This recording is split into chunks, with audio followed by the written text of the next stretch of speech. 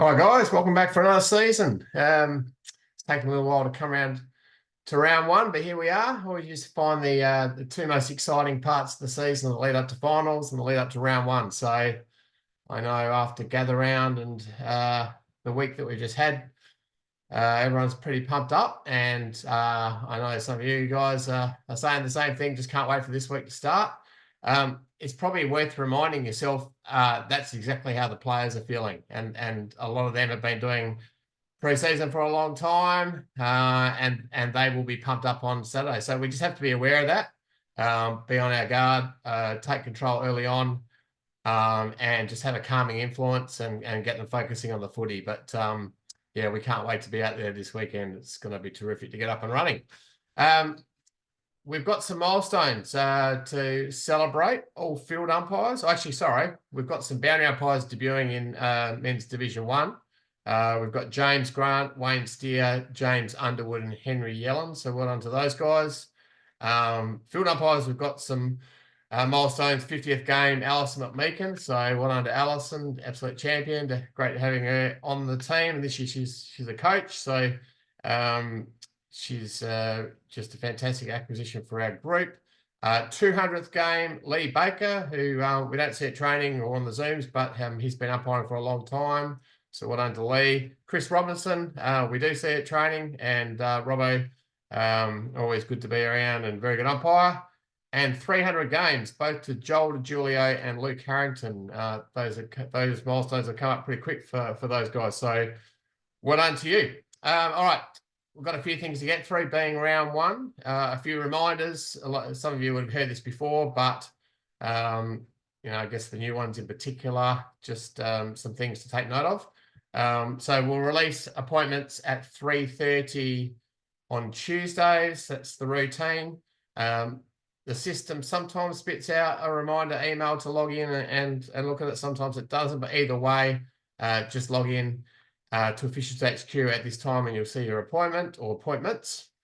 Expected that all umpires confirm their appointments by the end of Tuesday. Otherwise, you get a grumpy text from me on Wednesday morning. But if you could just get in the habit of logging in and confirming on Tuesdays, that would be great. And then we post the final appointments on Thursday afternoon. So if you want to know where everyone's going and study all those appointments, you can do so.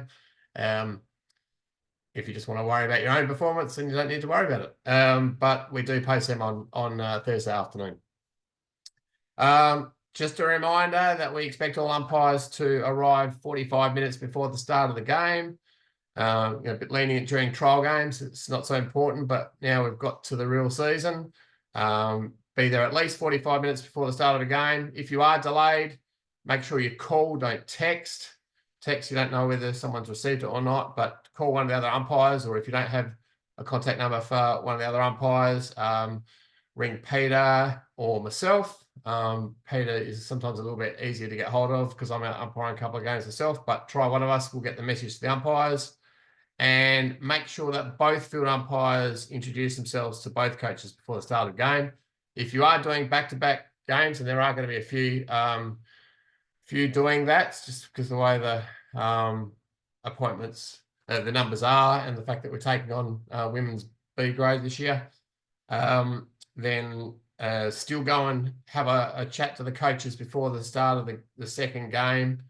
Just important for the coaches to have that opportunity to speak to you, and it just puts a human side to you, and it does help a lot in umpire coach relations. So we just make it's something that just has to be done. It's non-negotiable.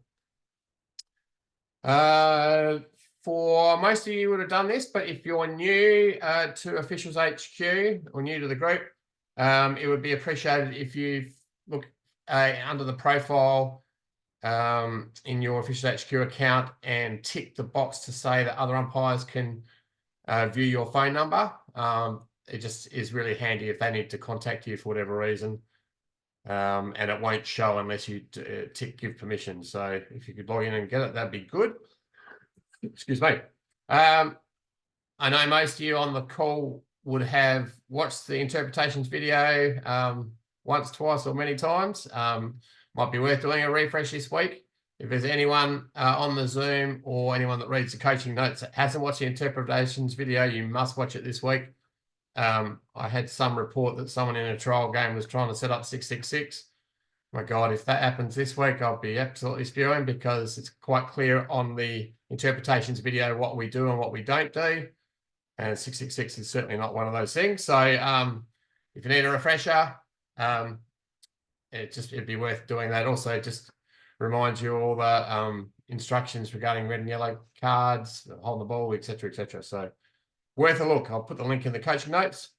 Just going to make a comment about boundary umpires. We've got an enormous number of new umpires. Our boundary umpire ranks are just, it's incredible the growth that we're getting there.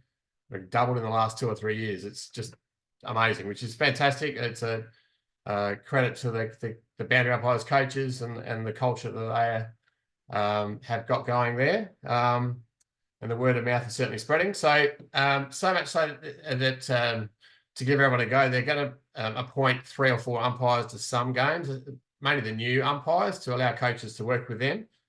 Field umpires will play a really important role in encouraging and supporting these new boundary umpires. So yeah, just be mindful of the fact there's lots of newbies out there. They'll be nervous this week, and any support, encouragement you can give them is really worthwhile doing. You may find a lot of those newbies will be in the women's footy. That's where they tend to start. If any of the real young ones are struggling, or any of the new ones are struggling to throw the ball in properly, obviously give them a decent chance at it. But if they just cannot, and not allowing a proper contest, not just a once-off, but ongoing, then you can just say to them, for the rest of this game, when it goes out, we'll grab the ball, bring it in, and throw it up. So it's a last resort, but you have it up your sleeve if you have to. And if you do that, don't make the boundary umpire feel so bad about it that they want to quit. It's just at some stages in those circumstances, they might need to go away and practice before that they do it into a game. So yeah, it's just so everyone is totally aware of what we're doing. We're appointing boundary umpires into men's A and B grade games in divisions 1 and 2, and for all A grade and B grade women's games. So we're doing all the women's footy. Clubs must provide 1 boundary umpire each in A grade and B grade men's games in divisions 3 to 7. So make sure that's happening if you're doing one of those games, and don't start a game without them there. But just like we did last year in men's C grade, there's no need for clubs to have to provide an umpire, a boundary umpire that is. And in those cases, if they want to, they can, but most cases they won't. Don't insist they get one, which happened a couple of times last year. So men's C grade, you can do without. And then obviously in that case, if the ball goes out and there's a need for it, normally a throw in, you just grab the ball and bring it in and throw it up. So just be sure you're aware when you're appointed to a game what the situation with the boundary umpires is. We've got a association barbecue this Wednesday night. Free barbecue, cheap drinks put on by the association. So make sure you come along and enjoy that. With the coaching notes, I'll put in notice of the 2024 Umpires Association Annual General Meeting, which is going to be on Wednesday, May the 1st. I've got a note in the coaching notes about wheelchair footy umpires. So that's not for umpires that need a wheelchair. I know a couple of you may fit into that category, but it's actually a proper league that the players do play in wheelchairs. And the SANFL's looking for umpires who may be interested in field and goal umpiring for this year's Wheelchair Football League. So if you're interested, Nathan Pepper's the guy to express your interest. They play on Friday nights. So Barry, you might want to get that to increase your game tally, or some of you might just want it for it's a bit of extra cash. Whatever the reason is, feel free to put your name forward if you're keen about that. All right, there's a fair bit of stuff to get through before we get to the coaching video. And I guess before we get to the coaching video, are there any questions from any of that stuff or anything that happened from the weekend? and no one's allowed to discuss the Crows. We're just not talking about the Crows right now. I open it up for any questions before we get on to the coaching video. Hey, Colin, it's Alison. Hey, Ali. Hey, um, just wanted to check. I've been busting to ask you this for about a week now, off the back of the Channel 9 um, story that went to air. Has there been any interest from any women or girls who are keen to join the ranks? We haven't had any join yet. We've had some men Right. join. So yeah, you just don't know what sort of impact that has. It can certainly plant a seed. Yeah, We yeah. hope that it does. And yeah, our numbers of female umpires have certainly risen through some of the Mm, stuff we've been doing elsewhere. But since the actual news, we haven't had an influx. But we have had a handful more men register, and it may have been a result of the publicity. Who knows? But yeah, it was a great effort from you, Alison, to get that story to air. Oh no, it was just that was fun. I was just hoping that we'd have Yeah, I know. a few girls. Yeah. Oh, look, they will keep growing. We just got to keep working at it. And as I said, our numbers are certainly improved this year. Cool. All right. Now I've just updated the Zoom. I knew this would happen. It looks Hey, a bit Colin. different to what I'm used to. So yeah, Bo, you got a question while I try and work out Yeah, how I to get do, this mate. coaching video? Maybe a good one to discuss from Gather Round was a Carlton game. Why that wasn't brought back to the middle. I know in the past, I think we had one in the Crows game in Hobart like 3 or 5 years ago, but obviously it happened again on the weekend. And maybe new umpires would think it would go back to the middle. Maybe a good one just to discuss on the Zoom. Yep. Yep. So yeah, it actually was a really interesting scenario for those at the game, which I was. Everyone sort of wondered what the hell had happened. So I think we all know the fact that the ball was touched off the boot. Look, I like the fact that AFL umpires still don't get everything 100% correct. How people could expect them to see that if they weren't on the right angle? It's just, and don't go guessing touched off the boot. So that's a takeaway from it this week. You cannot guess. If you are sure that the ball's being touched, then you call it. If you don't, you don't. And there are going to be times in a game whether they introduce a video review system or not, but there's just going to be errors. And do we want every decision at AFL level review? That's for them to decide. But at our level, we don't have any video for scoring or in these situations. So, we call it as we see it. We do our best to get it right, try to get in the right position. But there are going to be times like the AFL umpires found where you don't get an angle on it. So as far as the next part of the equation where there was dissent and abuse, I like the fact that there was action taken. Like, honestly, it was totally on Freo, the fact that they kept dissenting, kept arguing, and I like the fact that there was action taken. In the ideal scenario, it would have been good if the dissent was paid before the ball was kicked and then a 50-meter was paid, because that would have been the one goal and that would have nipped it in the bud. But, because I also understand that they were trying to diffuse the situation at the end. They just got sick of the fact that it kept going and going. And so whether it is dissent or whether it is something off the ball, if the ball has gone through the goals, and something occurs, whether it's player getting hit, whether it is dissent, whether it's whatever it is, then the free kick is given, where the incident occurred or where the ball is, whatever the greatest advantage is. Now, if the ball has gone through the goals, the ball is technically back at the middle, because that's where the ball will be reset. And so the greatest advantage the team offended against is in this case, where the abuse occurred. If it had been gone through for a point, then it would be on the line where on the kickoff line, because that's where the ball's been kicked back in. So it's where the ball is or where the offence occurred, whatever the greatest advantage. In this case, it was where the offence occurred. So yes, it's all it could. They actually pretty much got it all right. And a lot happens in a pressure situation like that. So they certainly did well to get that. But any other questions from that incident? It was obviously, as footy throws up, a interesting scenario, something that we don't see too often. Any questions or comments on that?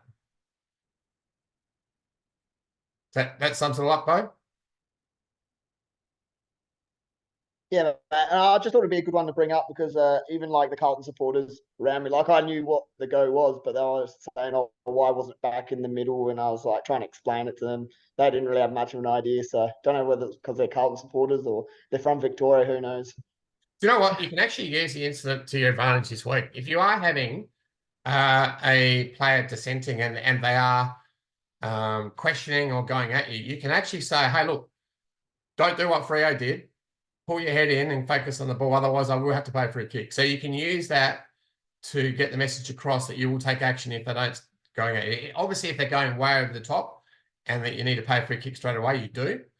But in a situation where you're trying to control it without the need to pay for a kick, use that situation. No, don't do what the Freo players do. Pull your head in. Let's go. All right. So I reckon I've worked out how to use this coaching video. And come on.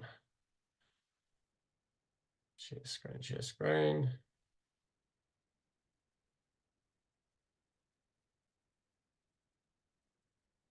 Just bear with me. Hope people have had the chance to look at the coaching video. And I don't know what I'm clicking here.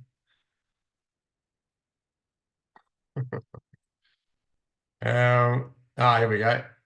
Share. All right, your beauty.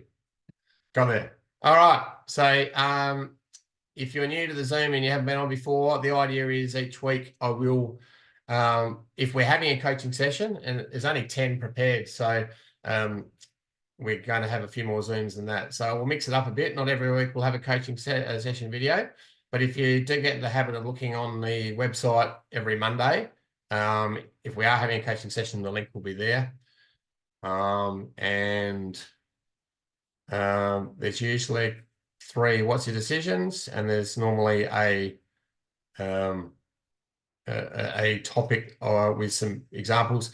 We did so many video examples of from the grand finals in 2022 that we had enough for coaching sessions last year and this year. So this footage is taken from 2022. Frank, I don't know why I'm asking you to unmute yourself with that frame photo in the background, but if you could, have you had a chance to have a look at the coaching video, mate? I may have had a peek today. Very good. All right. See if you can get the answer to the first one. Well, tell us what you think. It's a good discussion one, this one.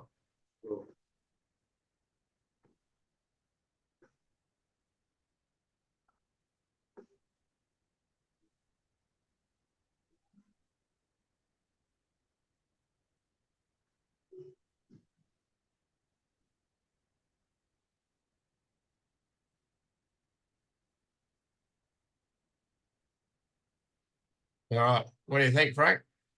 It's a little bit jumpy, but looking at that, the initial kick inside for the mark, possibly a player entered the protected area, so it could have possibly been a 25-metre there. He wasn't following a man, so yeah, I would have looked at that one. Okay, so that's the discussion point here. If you umpire an AFL, they would want that paid 50 metres every single time. Yep. So the reason I put it on there is my instructions are a little bit different.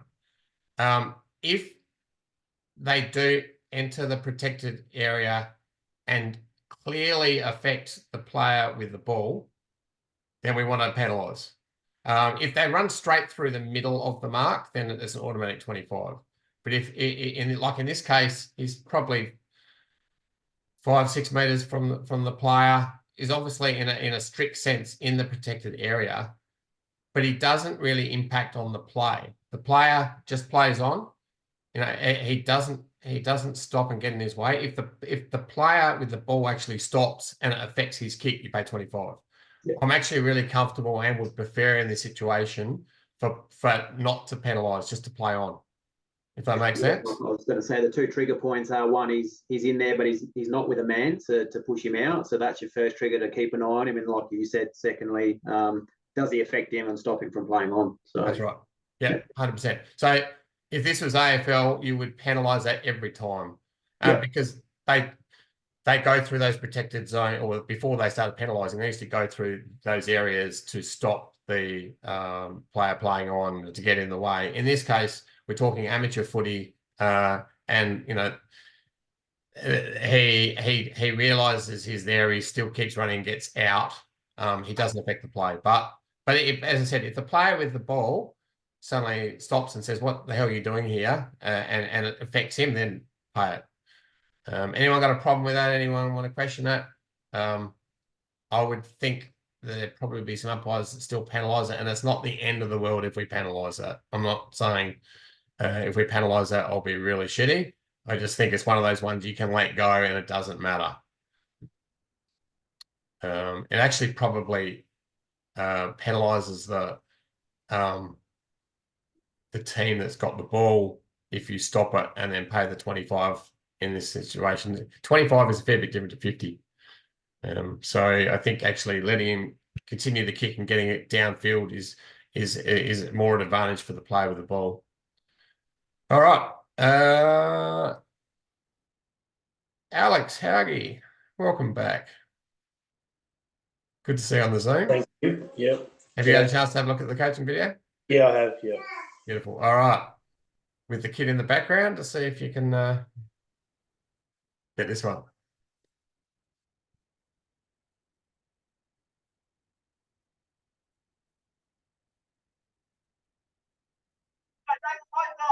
All right. What do you think of there? I didn't actually see it in there, but I watched the video earlier. I actually thought that there was no prior opportunity and he got a kick away within a reasonable time frame of being tackled. So I probably would have made the same decision as play on. Yeah, 100%. So it was certainly well umpired. The key in that scenario is that you delay the whistle. So definitely no prior opportunity, legally tackled, and you delay the whistle to see if he does get a handball or kick. If it was held in and you can't get away, obviously it's a ball up. If he just chooses to hold on to it and there's no genuine attempt, you would eventually pay hold on the ball. But by delaying the whistle, giving him a chance, he does get the ball out, and play on is definitely the right call. So thanks, Alex. Well umpired by Adam. Well read by you, Alex. Okay. Matt Harris, can you unmute yourself? Got a whole bunch of people that are we can't see their faces. I don't know why. Yeah, mate. So all right. Didn't get to do your hair or something? Is that why we're not seeing you? I'm out at the moment, mate. That's all. So all good. Have you had a chance to have a look at the videos? yeah, looked at it. So I already know the decision. All right. Okay. Interesting one again. Good discussion point, this one. Yeah. All right. I'm playing it now. Give us your thoughts.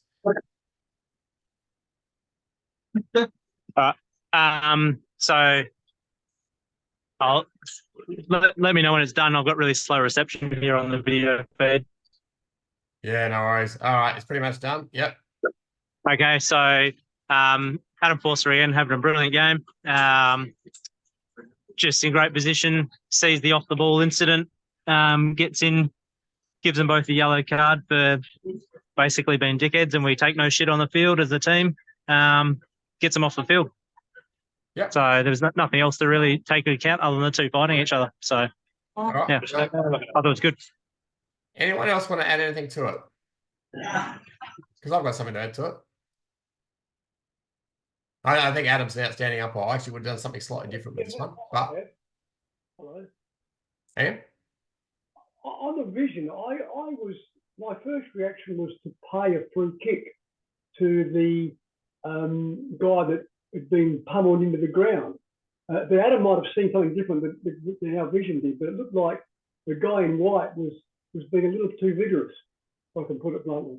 All right. So I'm with you, Ian, on this one. I don't have, at the end of the day, in these situations, I just want something done. So the fact that Adam has got in there and sent them both off, I don't have a major problem with. But I guess you can analyze the video, and if you do see it on the day as I saw it and as Ian saw it, to me, there's one guy that's got sent off that's pretty unlucky. He was pretty much just on the ground copying it. If you see it that way, then it is just sending one off with a yellow and paying a free kick. And so I guess what I want to point out in this situation is you don't always have to be sending one player off from each team when there's a yellow card. If there is one instigator and one really not doing much, then send off the instigator. And that's what I guess would have been the perfect outcome. But as I said, I'm absolutely not fussed by the fact that Adam did what he did. And at least he did something and took control. And yellow cards really ended that. Probably the guy that got the unlucky yellow card, he's not the type of player that's going to cop another one. So he spends 10 minutes off the ground, and there's going to be no other consequences. Whereas the guy that probably did the instigating of the yellow card, he might be the type that's going to do it again. And obviously, if you get 3 yellow cards for the season, you're going to get 2 weeks suspension. So, just to add to as well, just quickly, I think I noticed the guy on top as well. I think just watching the forearm, it looks like he goes to drop it onto his head. So just be wary of, of that as well. I think you're spot on with. I think he's definitely the one or the instigator in that scenario. So I just noticed that forearm. I was really watching for to see where it landed. Yeah, and obviously if he does follow through and pops in with that, then it would turn into a red card. But again, Adam did a great job getting in there, taking action, taking control, which is something that he is very good at. All right, let's run through the rest of the examples. We're looking at contests for the ball. So we talked about it in one of those examples. If you hold the whistle and let the play unfold. So just on that, for decisions like high tackle, in the back, holding, those type of free kicks, the moment you see it, you blow your whistle. And there's other examples where holding the ball, marks, they're the type of decisions that you can hold your whistle and let it unfold. So there's some holding the balls here that are paid because the umpire was willing to just delay it and see what happens. So the player dives on it, he waits to see if it comes out, which it doesn't, and is rightfully penalised.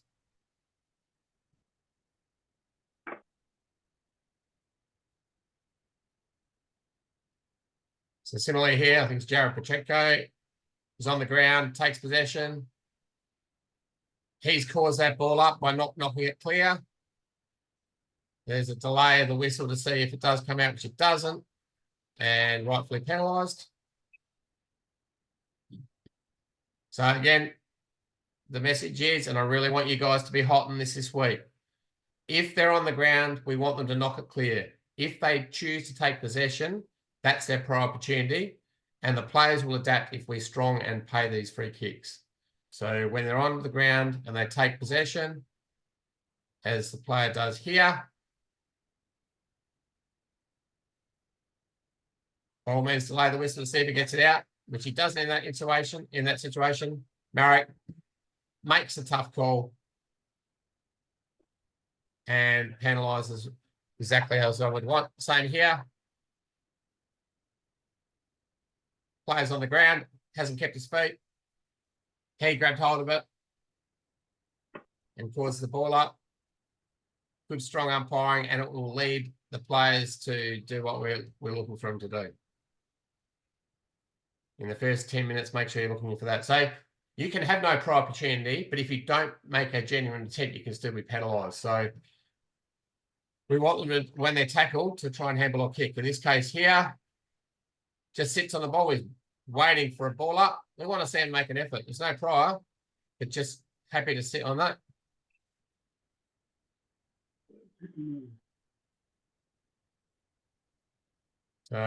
If there's multiple hands in the ball, that's where we look to ball it up.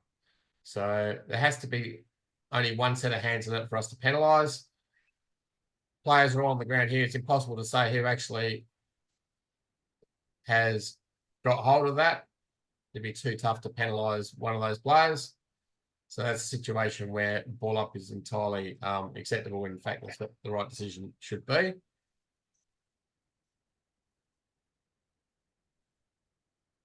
Looks like he's going to drag it in, but it comes out. In the end, in that situation, the tackler is bringing the ball into the player, so we don't want to penalise that situation. If they want to play footy, let them. So by all means, we want to take control and get them focusing if they're not playing footy. But if they do want to play footy, we can put the whistle away and let them play on. So in this situation, he's trying to get the ball out. There's no need for us to get involved. You know, we always love these passages of play, but yeah, if you can let them play without paying a free kick, then great. But we want to make sure we see the ball players head and shoulders. So if there is a free kick, we're able to step in and pay it. So the situation clearly over the shoulder, and they're the ones if we don't get, we're going to have trouble. So this week we want to get those bread and butter free kicks. Work hard to see the ball players head and shoulders and make sure we protect the ball player. These are the type of free kicks that help us keep control of the game. So again, clear high tackle. Don't read too much into it. If you see the arm over the shoulder, pay the free kick and get in there to control the situation. By paying that first free kick, the players see that we're keeping control, protecting the ball player. They'll be happy to go in for the hard ball because we're there controlling the game. So in that situation, he hasn't taken control of the ball. It's just thrown to the ground. First free kick paid. Really good umpiring.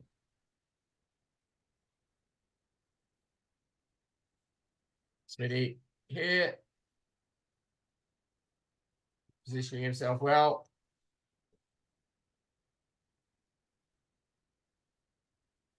And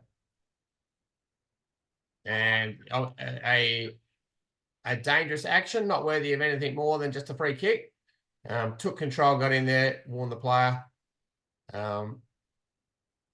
And that's the coaching session for this week. Any questions, comments from that video or anything else? We've got about 4 minutes left before we have to wind up.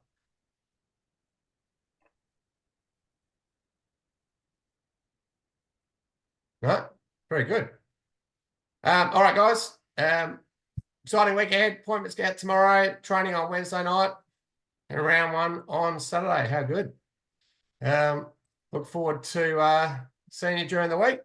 And feel free to get in touch if you've got any questions or got any concerns at all. But we're up and running and looking forward to another big year.